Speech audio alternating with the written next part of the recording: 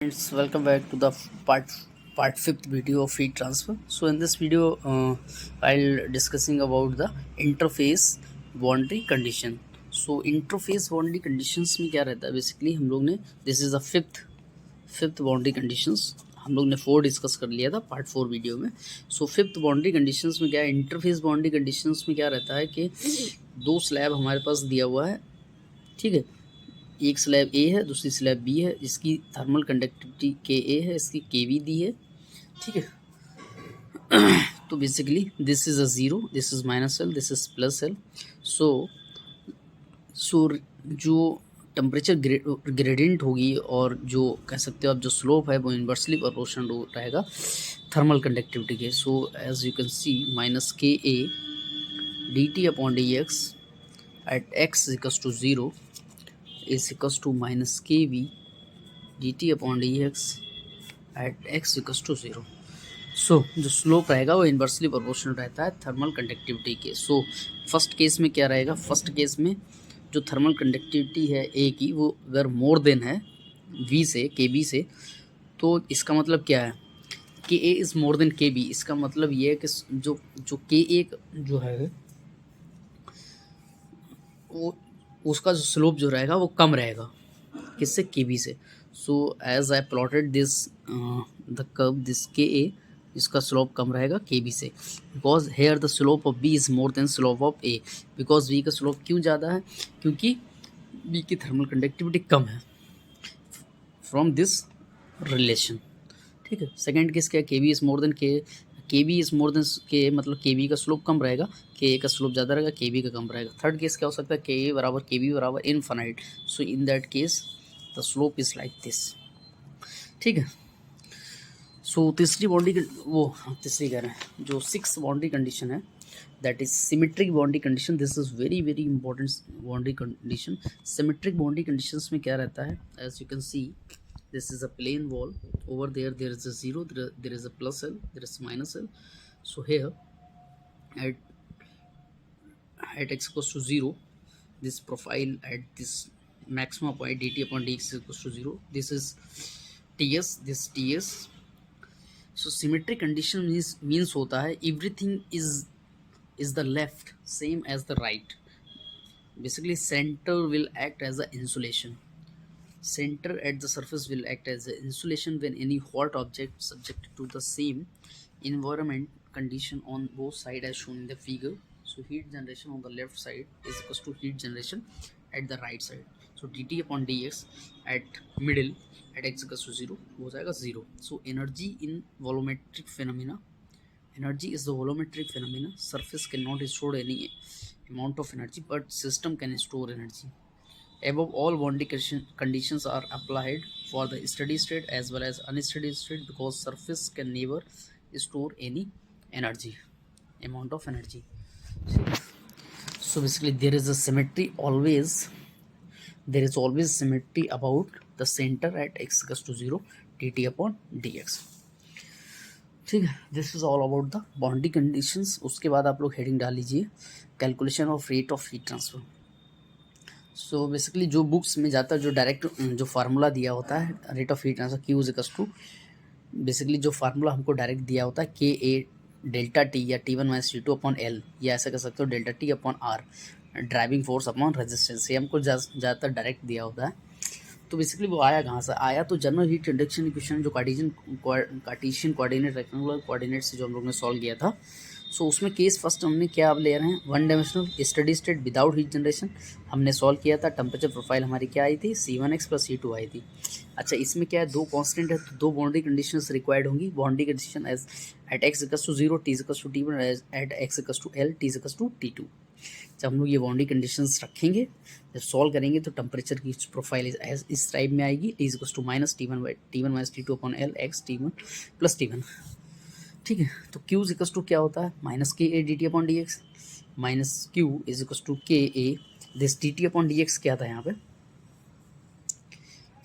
D T upon D X अगर मैं यहाँ पे निकालूंगा तो वो क्या हो जाएगा, T1 minus T2 upon L हो जाएगा.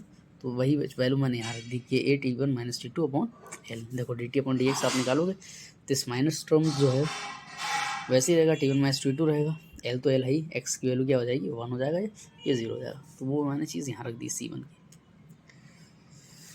ओके, तो बेसिकली ये जो हमारी dt/dx यहाँ से निकालोगे तो C1 हो जाएगा। C1 की वैल्यू हम लोग ने T/L है तो वो हमने यहाँ रख दी। क्लियर?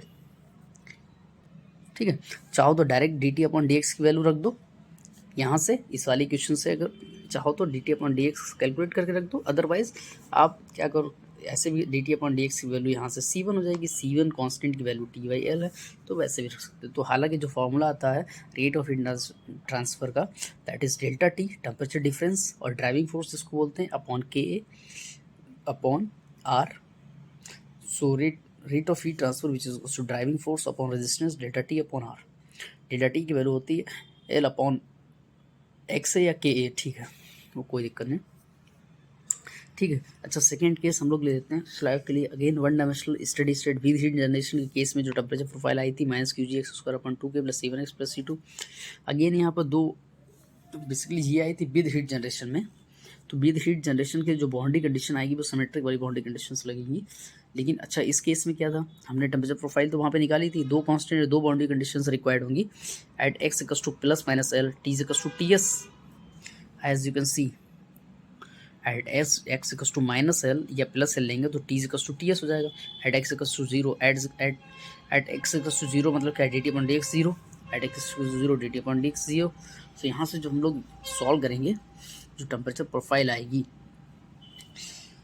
हालांकि सिंपल मैथमेटिक्स है, you can calculate this. dt/dx आप लोग निकालें, जो बाउंड्री कंडीशंस रखें, you will get the profile like this. Tx - Ts = QG L²/2k 1/2/L²। हालांकि इसको हम लोग और थोड़ा सा अच्छे से करके लिख लेंगे, Tx - Ts upon Tm, Tm मतलब Tmax - Ts 1 - x²/L²। This is valid for the slab. Basically if you solve, देखो मैंने क्या बोला था, मैथमेटिक्स बेसिकली जो हीट ट्रांसफ़र है वो सिर्फ वहाँ तक है जहाँ तक हमारा एजम्पशंस है। देखो हमको जनरल हीट कंडक्शन इक्वेशन मैंने कई बार रिपीट कर दिया है, ज़्यादातर जब तक अभी 2-3 पार्ट में मैं बार बार रिपीट कर रहा हूँ। जनरल हीट कंडक्शन इक्वेशन एक ही है, बस क्या अजम्पशंस चेंज होंगे, उसके बेस पे क्या कैलकुलेशंस है, सिंपल मैथमेटिक्स है। तो कैलकुलेशंस आपको आनी चाहिए, वो कैसे आएगी, वो प्रैक्टिस से आएगी। 2-3 बार प्रैक्टिस करिए, वीडियो को स्टॉप करिए और अपने आप से करके देखिए, तो चीज़ें क्लियर हो जाएंगी। ठीक है, सो दिस जो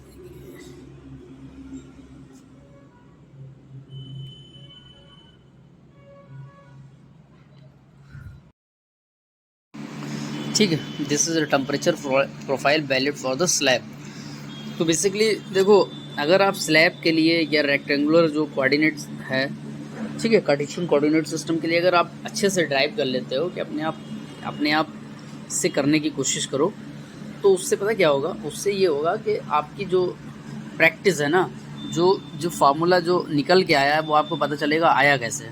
देखो आगे हम लोग सिलेंडर के लिए देखेंगे, स्फीयर के लिए देखेंगे, सेम है, बस ये x क्या हो जाएगा, r हो जाएगा।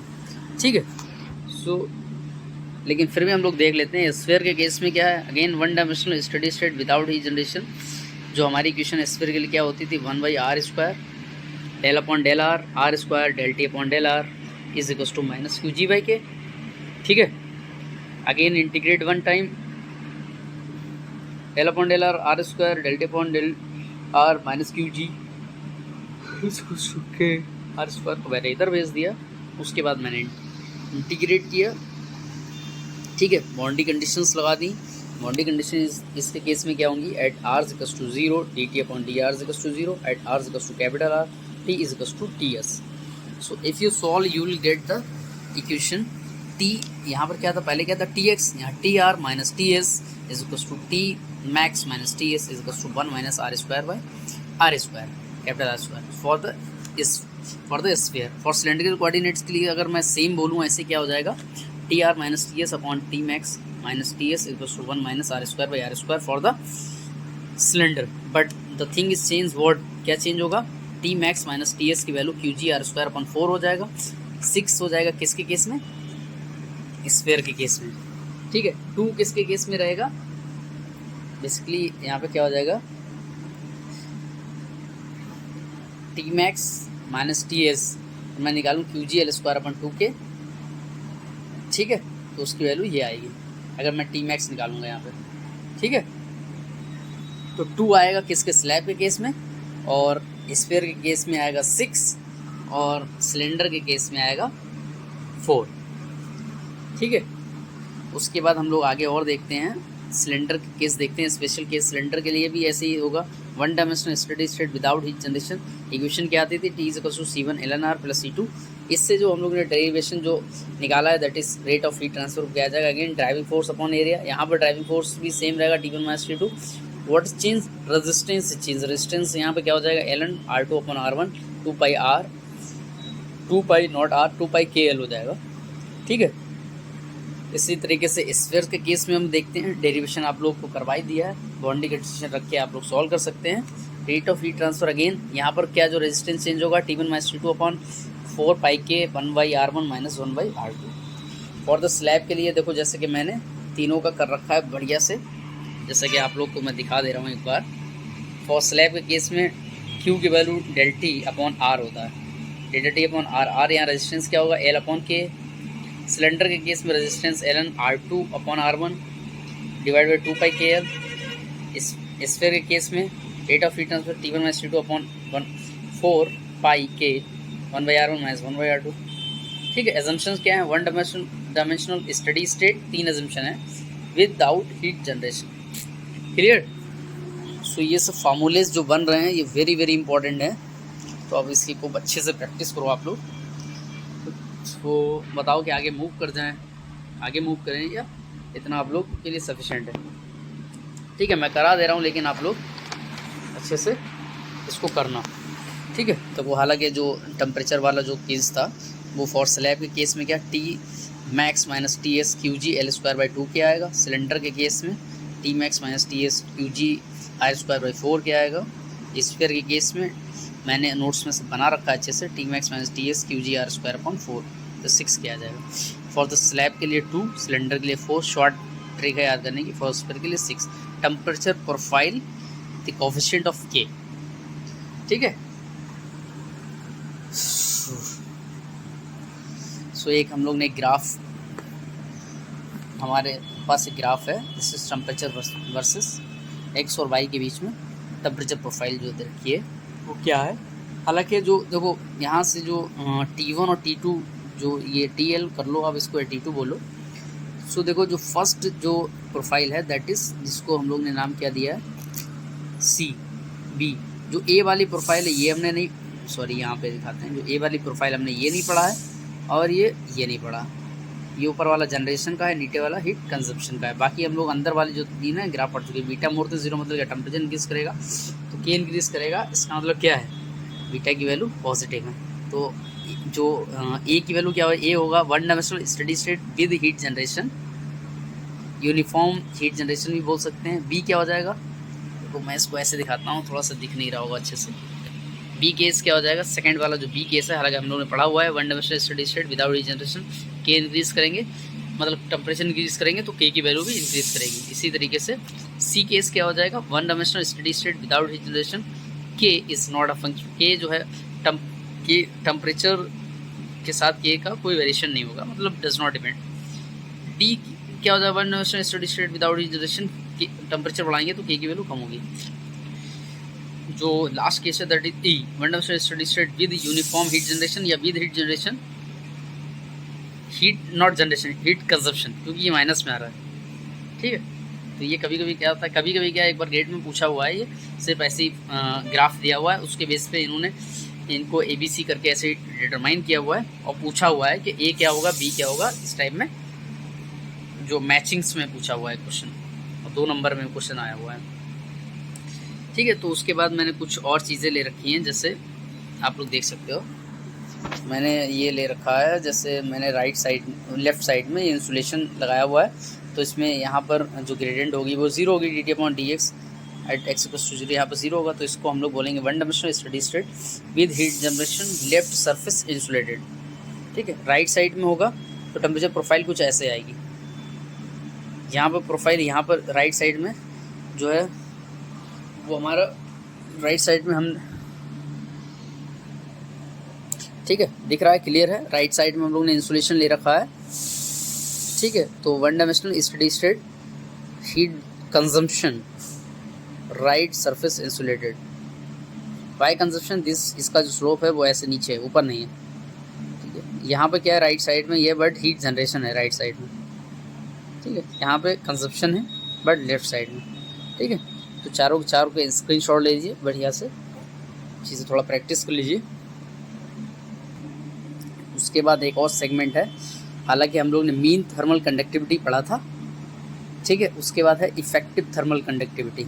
तो इफेक्टिव थर्मल कंडक्टिविटी में क्या रहता है, जैसे हमारे पास दो प्लेन वॉल्स हैं, अगर हम उसको एक सिंगल वॉल में रिप्लेस कर देते हैं for maintaining the same heat transfer, so जो इसकी जो हमने क्या करा, दो वॉल को एक वॉल में कन्वर्ट कर दिया, मतलब रिप्लेस कर दिया, तो जो हीट ट्रांसफ़र था मैंने ये लेके चला हूँ कि जो हीट ट्रांसफ़र लेट से जो दो वॉल्स के बीच में हो रहा था, वही जो हमने एक वॉल ली है उसमें हो रहा है, तो उसकी थर्मल कंडक्टिविटी क्या होगी जो मैंने सिंगल वॉल ली। तो जैसे कि यहाँ पे मैंने ड्राइव किया हुआ है, सो जो दो वॉल्स हैं K1 K2 इनकी थर्मल कंडक्टिविटी ले रखी है, L1 L2 इनकी डिस्टेंस है।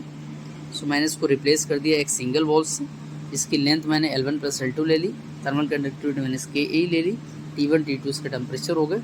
तो यहाँ पे जो फर्स्ट केस में जो रेजिस्टेंस होगा वो क्या होगा, L1/K1 + L2/K2। सेकेंड केस में रेजिस्टेंस क्या हो जाएगा, L1 + L2/KE। तो basically what will same here the resistance is same in both the cases. Resistance in the first case is equals to second case, L1/K1 + L2/K2 is equals to L1 + L2/KE. so if L1 बराबर L2 बराबर L, then this KE की value आ जाएगी 2 times K1 K2/K1 + K2। so आपको effective thermal conductivity जब पूछा जाएगा तो आप डायरेक्टली दिस फार्मूला याद रखेंगे, 2 times of K1 K2 KE बराबर हो जाएगा, इफेक्टिव थर्मल कंडक्टिविटी बराबर हो जाएगा 2 times of K1 K2 divided by K1 + K2। so very important formula for this। उसके बाद कुछ और चीज़ें भी हैं वो भी हम लोग डिस्कस करेंगे, ठीक है। और ठीक है, कुछ और चीज़ें भी हैं वो भी हम लोग डिस्कस करेंगे, ठीक है। और ठीक है, क्वेश्चंस देखते हैं, काफ़ी अच्छा क्वेश्चन है। क्वेश्चन दिया, the thermal conductivity of engine oil unused. तो पहला option is greater than the thermal conductivity of water at the same temperature. Second option remains unaffected with change in temperature, ये तो होगा नहीं। Decrease with increase in temperature, increase with increase in temperature. So as we know that from the fixed law Q is equals to KA dt/dx. so here the thermal conductivity is inversely proportional to the temperature, so decrease with increase in temperature. I think C option is the, so 19 का यहाँ पर C होना चाहिए, this is the C option is there, मतलब correct है। अभी हम लोग ने क्या डिस्कस किया था, इफेक्टिव थर्मल कंडक्टिविटी। जैसे एक क्वेश्चन दिया हुआ है, 2 plates of equal thickness and equal heat flow areas with thermal conductivities K1 K2 are joined together to form a single plate of double thickness. What is equivalent thermal conductivity या effective thermal conductivity of the composite plates so formed? So क्या आया था, 2 times of K1 K2/K1 + K2, 24 का यहाँ पर होना चाहिए D, 24 का D है, ओके। इसी तरीके से ये देखो एक क्वेश्चन और है, यहाँ पर दिख गया है। सो एक क्वेश्चन यहाँ पर दिख गया है, an equation for heat flow in a cube for constant thermal diffusivity is del square T/del x square plus del square T/del y square plus del square T/del z square। हालांकि ये question तीनों form में लिखी हुई है। यहाँ पर क्या है, एरिया तो फर्स्ट पहला एजम्पशन था कांस्टेंट था, बट यहाँ पर थर्मल कंडक्टिविटी कांस्टेंट ली गई, इसलिए क्वेश्चन को हम लोग लाप्लास टाइप में लिख लिया है। लेकिन जब ये लाप्लास जब होती है ये वाला टर्म 0 था, लेकिन ये 1/α del T/del है, मतलब ये अनस्टेडी स्टेट वाला जो टर्म है वो 0 नहीं है। तो मतलब क्या, दिस इक्वेशन नोन है, लाप्लास तो है नहीं, फोरियर्स हो सकती है, पॉइजन इक्वेशन नहीं है। पॉइजन कब होगी, जब QG वाला जो टर्म रहेगा जनरेशन वाला, और ये टर्म 0 रहेगा अनस्टेडी स्टेट वाला। तो स्टीफन वाला तो हो नहीं सकता और लाप्लास ही नहीं है, तो ये फोरियर्स इक्वेशन है। 33 का होना चाहिए C, 33 का C, ठीक है। इसी के में क्वेश्चन और दिया हुआ है और देख लेते हैं। तो क्वेश्चन ये भी दिया हुआ है, an equation for heat flow in the cube for the constant thermal conductivity is del square D या इसको डेल स्क्वायर डी बराबर 0, या आप लिख सकते हो del square D upon X square plus Y square del square D upon Y square del square T upon del Z square बराबर 0। तो ये क्वेश्चन क्या हो जाएगी, अगेन लाप्लास इक्वेशन होना चाहिए। This question is known as Newton's नहीं, Poisson नहीं, लाप्लास इक्वेशन, यानी ये बी होना चाहिए 34 का बी है। ठीक है, इसी तरीके से और भी हम लोग ने काफ़ी क्वेश्चंस इसमें हम लोग करेंगे। अभी तो हम लोग हीट ट्रांसफर जैसे स्टार्ट किया है, ठीक है, तो उसके बेस पे काफ़ी क्वेश्चंस हैं, तो हम लोग इससे भी करेंगे। हालांकि आप लोग के पास जो बुक्स हो उससे आप लोग क्वेश्चन करो, ठीक है, तो और भी क्वेश्चंस हम लोग देखेंगे। ठीक है, इस पार्ट में इतना ही रखते हैं, आगे पार्ट देखेंगे, आगे पार्ट्स में हम लोग डिस्कस करेंगे कुछ और चीज़ें। ठीक है, चैनल को सपोर्ट करो, like share and comment in the comment box.